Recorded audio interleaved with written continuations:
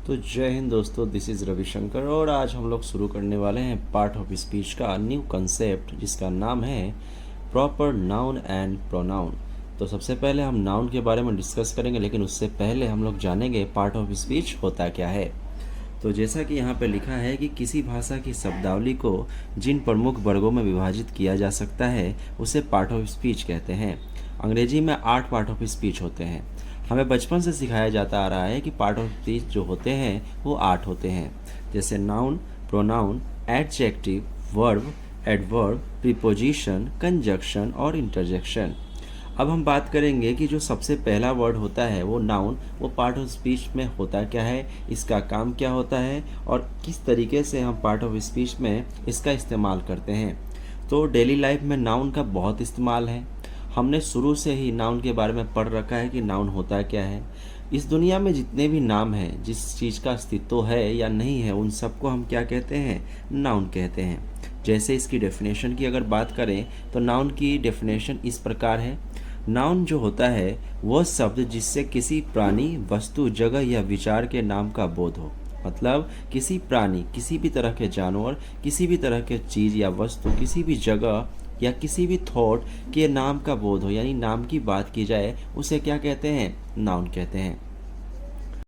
Any kind of name is called noun. मतलब ये कि दुनिया में जितनी भी चीज़ है उनका कोई ना कोई नाम है। भले वो कोई व्यक्ति हो, भले कोई वस्तु हो, भले कहीं का जगह हो, किसी तरह का फीलिंग हो, विचार हो, इमोशन हो।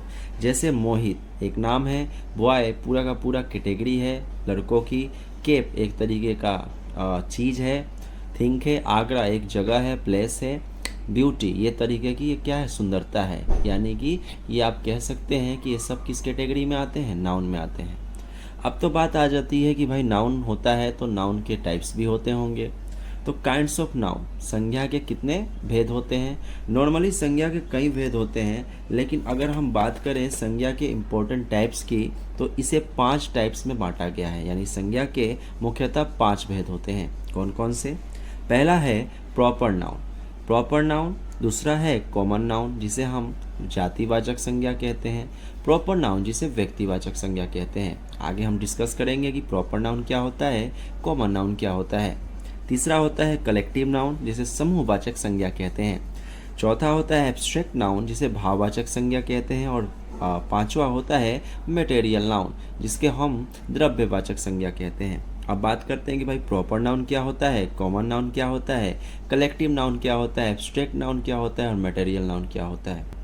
हालांकि हम जानते हैं कि ये सब नाउन हमने बचपन से पढ़ रखा है, लेकिन क्या आपने कभी सोचा है कि इस नाउन का इस्तेमाल कई सारे कंपटीशन में होता है।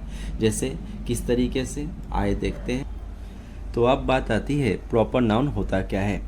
सबसे पहले प्रॉपर नाउन को समझने से पहले हम जानेंगे कि ये प्रॉपर नाउन का नाम प्रॉपर नाउन यानी व्यक्तिवाचक संज्ञा परा तो परा क्यों।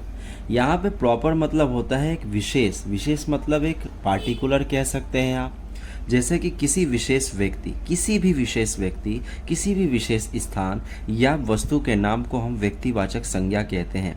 Any particular place, person, any things is called proper noun. Like Mohit, Sujata, Agra, Delhi, Geeta, Bible. अब आप कहोगे कि यहाँ मोहित कौन सा पार्टिकुलर हुआ, सुजाता कौन सा पार्टिकुलर नाम हुआ, आगरा कैसे हुआ, दिल्ली कैसे हुआ, गीता कैसे हुआ, बाइबल कैसे हुआ।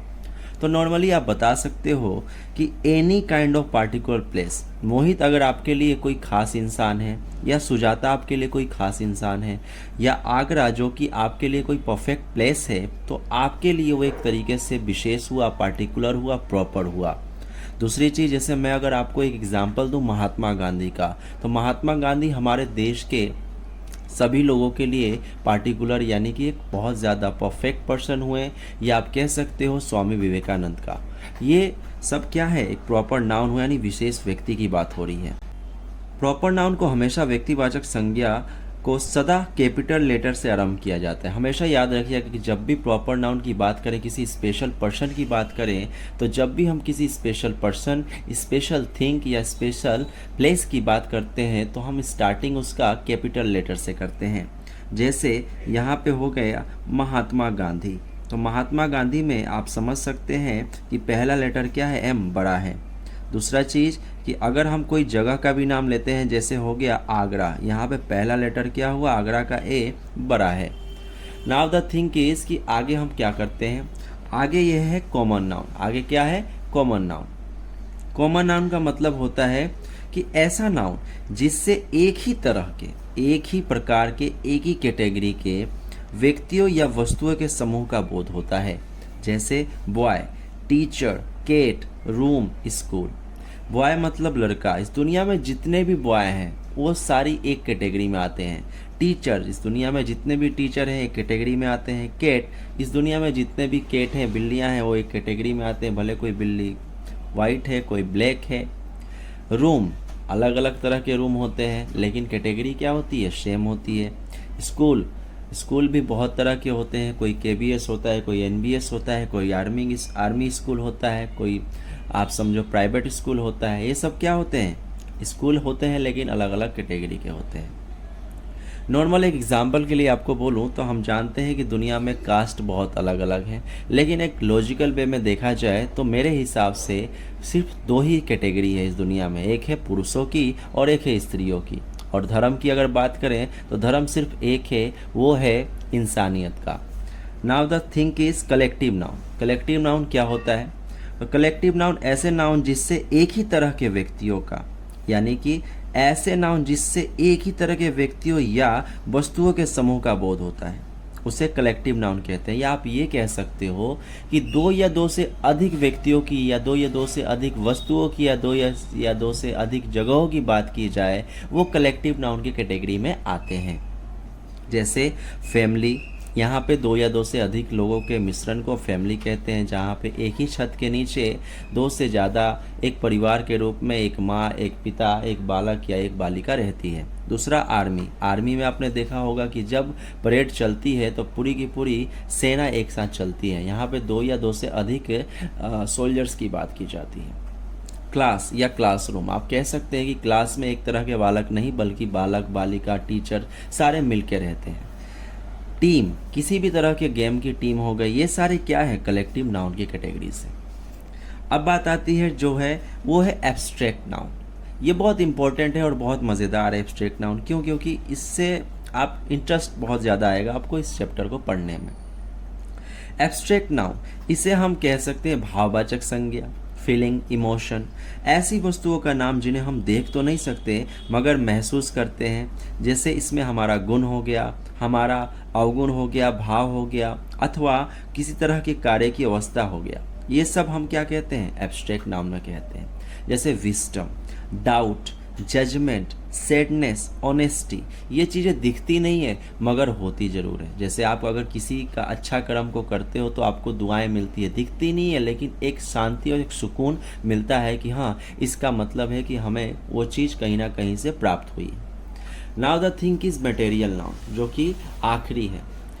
ये बहुत इंपॉर्टेंट इसलिए है क्योंकि नाउन की कैटेगरी में मटेरियल नाउन का इस्तेमाल कई जगहों पे होता है, यहाँ तक कि कंपटीशन एग्जाम्स में भी।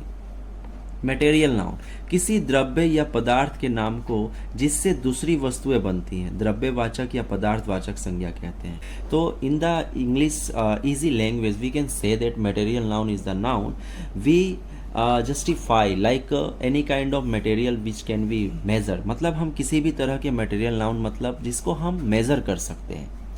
नॉर्मल भाषा में कहा जाए तो जिस चीज़ को हम माप या तौल सकते हैं, या जिसे माप या तौल नहीं सकते हैं, या उन्हें गिना जा सकता है या नहीं भी गिना जा सके लेकिन उनको एज अ मेजरमेंट की कैटेगरी में रखा जाता है, ऐसे पदार्थ को द्रव्यवाचक संज्ञा कहते हैं। जैसे आप समझ के चलिए गोल्ड को आप प्रॉपर मेज़र नहीं कर सकते हैं लेकिन इसका एक भाव लगा सकते हैं।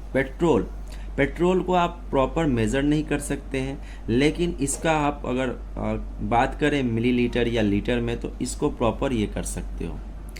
इंक, मिल्क, शुगर, इनको गिना नहीं जा सकता है लेकिन इनको तोला या मापा जा सकता है, तो इसे मटेरियल नाउन कहते हैं। अब नाउन की कैटेगरी में ही हमें जेंडर के बारे में पढ़ना होता है, इसके साथ साथ हमें नंबर के बारे में पढ़ना होता है। तो नाउन की कैटेगरी में पहली चीज़ जो होती है वो होती है जेंडर।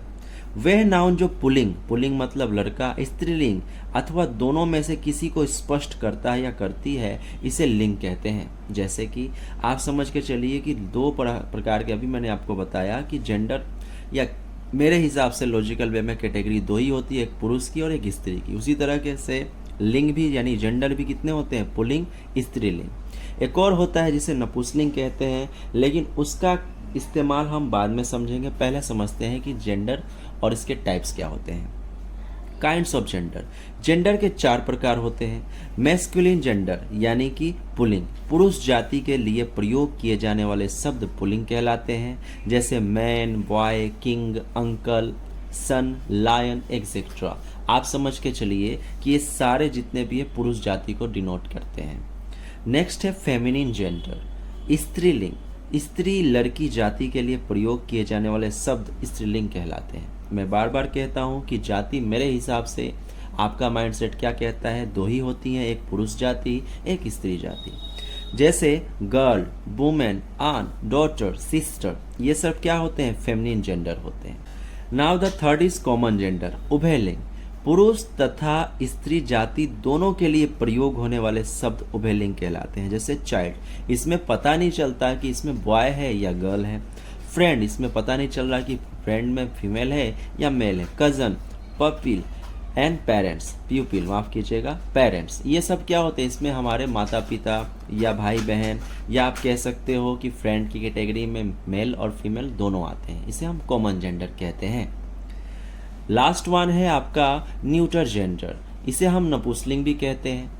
नपुंसकलिंग इसलिए कहते हैं क्योंकि इसमें निर्जीव वस्तुओं के लिए प्रयोग किए जाने वाले शब्द नपुंसक लिंग कहलाते हैं। जैसे टेबल, भले हम कह सकते हैं कि टेबल जो होता है इसमें जान नहीं होती, लेकिन अगर लिंग के तौर में, एक स्टेटमेंट के तौर पर if we use it, so we can use in a gender way, like कि टेबल टूट गया है। यहाँ पे टेबल जो है कौन सा लिंग बताया जा रहा है, नपुंसकलिंग होते हुए भी पुल्लिंग की बात कर रहा है। डेस्क, रूम, रूम भर चुका है, ना कि भर चुकी है, ये भी फिर मेल की बात हो रही है। पेन, पेन का इंक खत्म हो गया है। बैग, मेरा बैग फट गया है। इस तरीके से हम कह सकते हैं कि कई जगहों पे मेल और फीमेल की कैटेगरी ना होते हुए भी निर्जीव वस्तुओं में भी जान जब हम दिखाते हैं, शो करते हैं, वो न्यूटर जेंडर कहलाता है। यहाँ देखिए कुछ मैस्कुलिन जेंडर से फेमिनिन जेंडर बनाने का फॉर्मूला, या आप कह सकते हो कि मैस्कुलिन टू फेमिनिन जो बचपन से हम लोग जेंडर बनाते आए हैं। कुछ इंपॉर्टेंट है, कुछ नॉर्मल है, कुछ न्यू है। अगर आपने किया है तो एक बार रिवीजन कर लीजिए, नहीं किया है तो देख लीजिए। Masculine gender to feminine gender, boy का गर्ल जो कि बचपन से पढ़ते आ रहे हैं। ब्राइड ग्रूम, ब्राइड आप कह सकते हो कि दुल्हा, और ये होती है दुल्हन। Father, mother, son, daughter, horse, mare, he, she, he, she. इसके बाद है आपका king, queen, king, queen. Man, women. Nephew मतलब भतीजा, नीस मतलब भतीजी। Lion, lioness. शेर, शेरनी। गॉड, गॉडेस आप कह सकते हैं। देवी, देवता, देवी। पोइट, पोइट्रेस यानी कि कवि, कवित्री। Host, hostess. Actor, actress. Tiger, tigress. Hunter और हंट्रेस। ये क्या है आपका, ये प्रॉपर जेंडर होता है।